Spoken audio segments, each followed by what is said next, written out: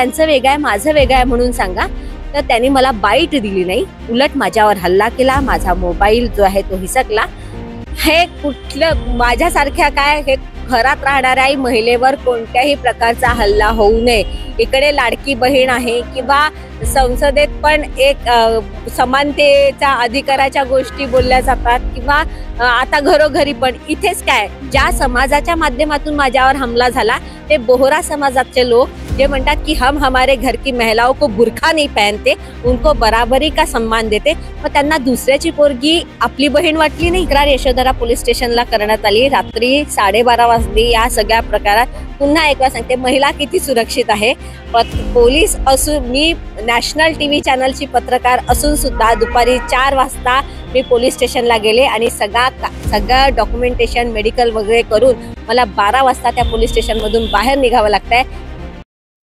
नागपुरात 2 दिवसापूर्वी एका फटाक्याच्या कारखान्याला आग लागली आणि तिथे आमच्या पत्रकार भगिनी स्नेहल जोशीताई ज्या सुदर्शन टीव्हीच्या वरिष्ठ पत्रकार आहे त्यांच्यावर काही लोकांनी जे आहे हल्ला करण्याचा प्रयत्न केला। आपल्यासोबत ताई आहे। ताई, काय तो प्रसंग होता? एक महिला पत्रकार म्हणून आता कुठे ना कुठे वाजागाजा होत आहे लाडक्या बहिणी आणि सगळ्या महिला सुरक्षेचा प्रश्न, आणि तिथं अशा महिला पत्रकारांवर कुठेतरी हल्ला होणं कसं ही घटना होती कितपत उचित आहे ते?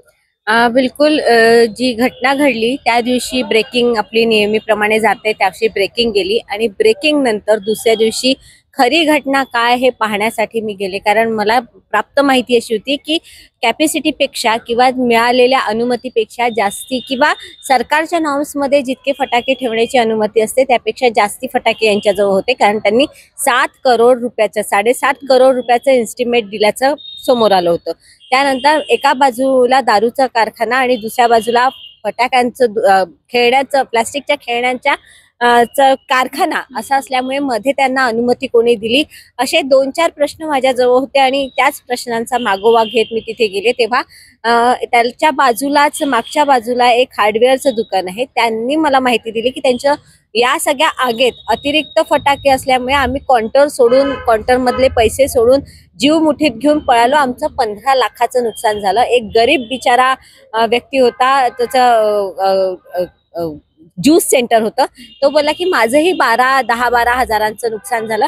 एकंदरीत त्यांनी सांगितलं की हे इल्लीगल होतं आणि इथे इल्लीगल असल्यामुळे आणि जागा असल्यामुळे इथे दमकल पोहोचलं म्हणून इथे कुठली जीवितहानी झाली नाही, पण जर याच्यापेक्षा जास्ती वस्तीत यांचे बाकीचे अजून दुकान आहेत याच नावाने चालतात याच मालकाचे आहे।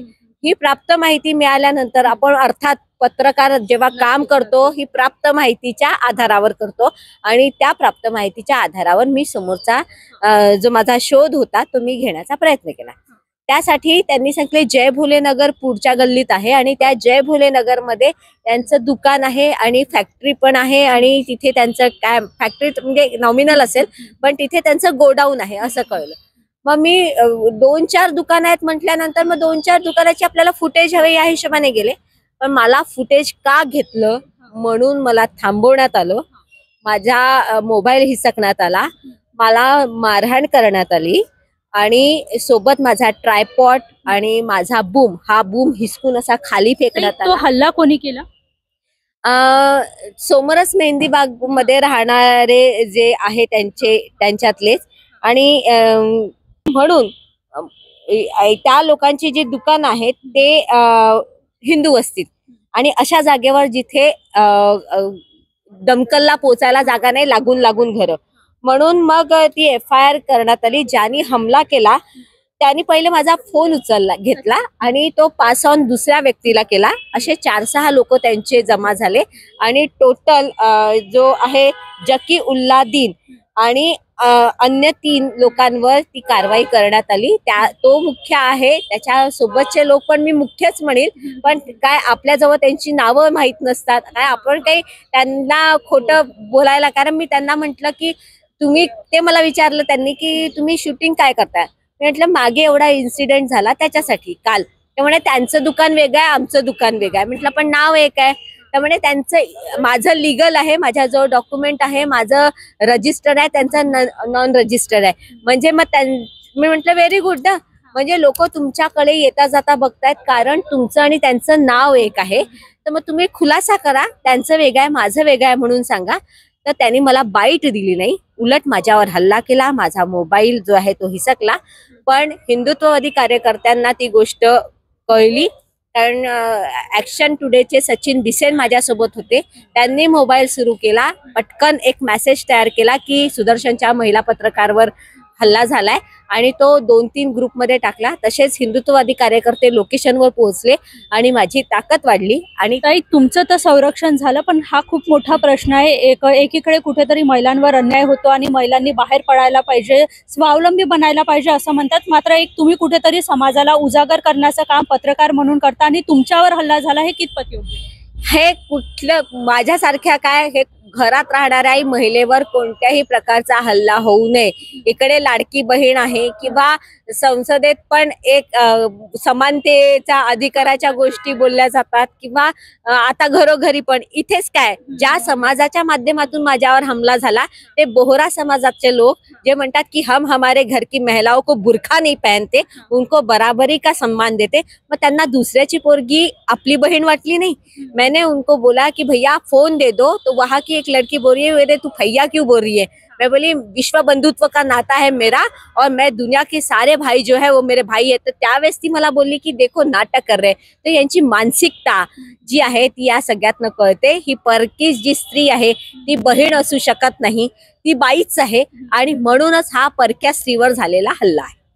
काय सांगाल, काय वाटतं, महिला किती सुरक्षित आहे? महिला सुरक्षित आहे, पण तिने स्वतःची ताकद स्वतः ओळखली पाहिजे ना.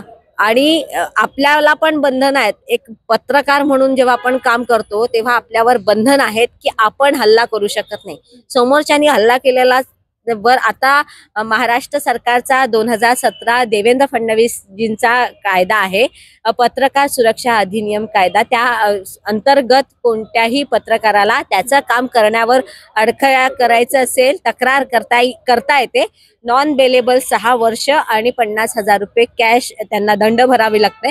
हा कायदा आहे, पण आपली ताकद आपल्याला उभी करावी लागते. तुम्ही तक्रार कुठे केली आणि या कायद्याअंतर्गत गुन्हा दाखल झाला का? हो, तक्रार यशोधरा पोलीस स्टेशनला करण्यात आली. रात्री 12:30 वाजली. या सगळ्या प्रकारात पुन्हा एक वेळा सांगते, महिला किती सुरक्षित आहे. पोलीस असून, मी नॅशनल टीव्ही चॅनलची पत्रकार असून सुद्धा दुपारी 4 वाजता मी पोलीस स्टेशनला गेले, आणि सगळं डॉक्युमेंटेशन मेडिकल वगैरे करून मला 12 वाजता त्या पोलीस स्टेशनमधून बाहेर निघावं लागतंय. याचा अर्थ सरकार किंवा सरकारचे जे कर्मचारी आहेत, जे डिपार्टमेंटचे कर्मचारी आहे, आणि ज्यांनी माझ्यावर हल्ला केला त्या लोकांना विचार करायची गरज आहे की ते एखाद्या नॅशनल टीव्ही चॅनलच्या महिला पत्रकारला जर ते इतक्या वेळ बसवून ठेवू शकतात, तर सामान्य महिलेचं ते काय करत असतात. नक्कीच, म्हणजे जे कुठे ना कुठे कायदे आहेत ते कागदोपत्री दिसत आहे. एका महिला पत्रकारांसोबत अशी घटना होती, आणि ती देखील जेव्हा गुन्हा दाखल करायला जाते तेव्हा तिला रात्री 12 वाजेपर्यंत तिथे बसून ठेवलं जातं, किंवा कुठेतरी कारवाई करण्याला वेळ होतो. याच्यावरूनच आपल्याला कळते की कुठेही जरी महिला समानतेचा अधिकार आहे, महिलांना न्याय मिळतो, महिला बरोबरीने काम करू शकतात म्हणतात, मात्र कुठे ना कुठे जे बघायला मिळत आहे ते दृश्य जे आहे ते विचलित करणारं आहे. आजही समाजात महिला सुरक्षित नाही, हेच कुठेतरी बघायला मिळत आहे. VKB न्यूज साठी स्वीटी कांद्रीकर, नागपूर.